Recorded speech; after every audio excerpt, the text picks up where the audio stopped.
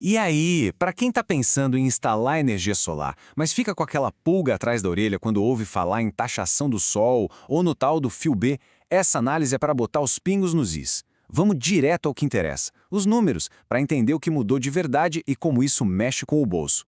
Pois é, vamos lá. A pergunta de R$ 1 milhão é essa, né?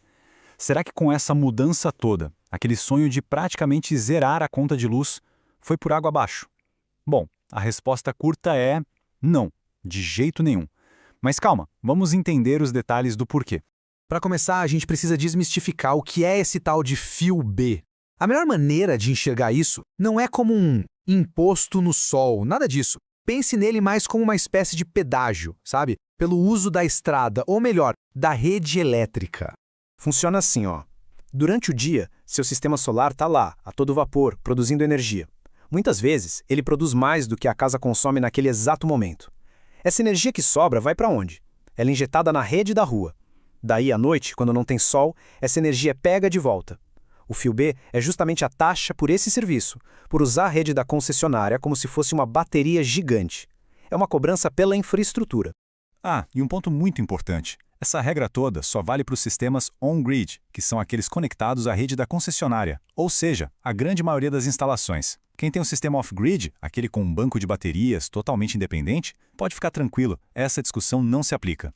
E olha, isso não foi algo que aconteceu da noite para o dia. A lei foi aprovada lá em 2022 e a cobrança está vindo aos poucos, de forma escalonada. O próximo degrau importante é em 2026, quando essa taxa sobe para 60% do valor do fio B. É uma progressão, não uma virada de chave de uma vez só. Agora sim, a parte que todo mundo quer saber.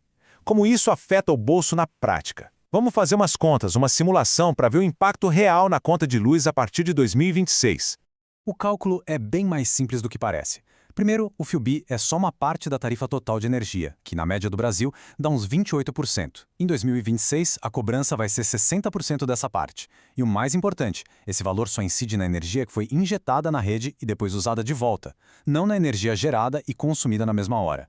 Agora olha que interessante essa comparação. Vamos imaginar uma conta de R$ 2.000. Sem o fio B, com energia solar, essa conta poderia cair para uns R$ 100, que é a taxa mínima. Com a regra de 2026 nesse mesmo cenário, a conta ficaria em torno de R$ 340. Sim, é um aumento, mas vamos ver de onde a gente partiu. E aqui está o ponto central de tudo. O foco não é o aumento de 100 para 340. O foco é a redução de 2.000 para 340. A economia, nesse nosso exemplo, continua sendo gigantesca. R$ 1.660 todos os meses. É muita coisa. Certo, a economia mensal continua ótima. Mas e o investimento inicial para instalar tudo? Será que o tempo para recuperar essa grana, ou famoso payback, mudou muito? Vamos ver. Antes da lei mudar, a média nacional para um sistema solar se pagar sozinho com a economia que ele gera era de mais ou menos 5 anos. Um número excelente para um ativo que dura tanto tempo. Com as novas regras, os cálculos mostram que esse tempo de retorno aumenta, mas de forma bem modesta. A média sobe para algo em torno de 6 anos. Ou seja, o investimento demora um pouquinho a mais para se pagar, mas a viabilidade financeira continua completamente sólida. Agora vamos dar um passo para trás e olhar o quadro completo. Vamos pensar a longo prazo, na vida útil do sistema, porque é aí que a mágica realmente acontece. Pensa só, um sistema de qualidade é feito para durar pelo menos 25 anos. Se ele se paga em 6 anos, significa que por quase 2 décadas, a energia gerada é pura economia no bolso. É um ativo que continua entregando valor muito, mas muito depois de ter sido pago. E depois dos 25 anos? Eles não desligam. Eles só vão perdendo um pouquinho de eficiência a cada ano, mas continuam lá, firmes e fortes, produzindo energia. A economia não acaba, ela só diminui um pouco, estendendo ainda mais o valor do investimento. E se a gente projetar lá para 2029, quando a cobrança do fio B vai chegar no seu máximo de 90% e ainda botar na conta os aumentos anuais da tarifa normal, a economia no nosso exemplo ainda seria de quase R$ 1.500 por mês. Isso mostra a força desse investimento no longo prazo. Já que o investimento continua excelente, será que tem como otimizar ele ainda mais? Garantir o máximo de retorno? Com certeza. Vamos ver umas escolhas técnicas e regras que fazem toda a diferença. A escolha do inversor, por exemplo, é crucial. Com o inversor tradicional, se um único painel pegar a sombra de uma árvore, ele pode derrubar a produção de uma fileira inteira de painéis.